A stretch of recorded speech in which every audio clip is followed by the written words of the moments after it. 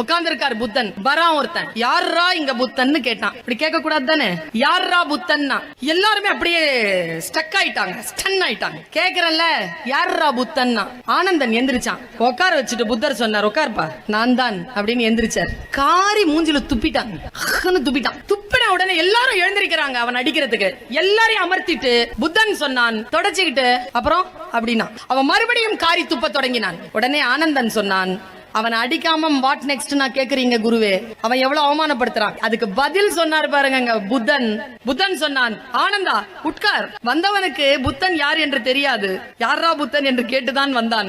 அவனுக்கு என் மீது கோபம் இல்லை, நான் ஏதோ சொல்லி இருக்கிறேன், செய்திருக்கிறேன். அந்த சொல்லின் மீதும் செயலின் மீதும் தான் அவனுக்கு கோபமே தவிர அவனுக்கு என் மீது கோபம் இல்லை. இப்ப புரியுதா? டீச்சர்ஸ், மனைவிமார்கள், கணவன்மார்கள் யாரேனும் ஒருத்தர் துன்புறுத்தி கொண்டால், நீ நான் அவருக்கு ஆகவே ஆக மாட்டேன் அப்படி இல்லை, நீ ஏதோ ஒரு சில்மிஷம் பண்ணி இருக்கிற, அது ஆகல. நீ ஏதோ ஒரு வேலை செஞ்சிருக்க, அது ஆகல. நீங்கள் ஏதோ குற்றம் செய்திருக்கிறீர்கள், அதுதான் உங்களுடைய தலைமை ஆசிரியருக்கும் உங்களுக்கும் பிரச்சனையை தவிர உங்களுக்கும் தலைமை ஆசிரியருக்கும் ஒன்றும் பிரச்சனை கிடையாது. இதை தெளிவுபடுத்திக்கிட்டோம்னா வாழ்க்கையில் தோல்வி கிடையாது.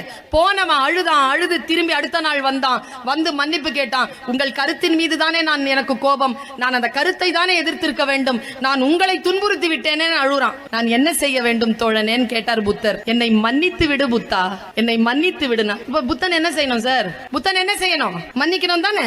புத்தன் சொன்னான், முடியாது. ஏன் என்று கேட்டான் முன்னால் இருந்தவன். புத்தன் சொன்னான், நீ துப்பியது நேற்று, அந்த எச்சிலை இதுவரைக்கும் நான் வைத்துக் கொண்டிருக்க நான் என்ன முட்டாளா? இன்று நான் புதிதாக பிறந்திருக்கிறேன். நான் ஓடிக்கொண்டிருக்கும் கங்கை யாரு? நீ துப்பிய எச்சில் கடலோடு கலந்து விட்டது.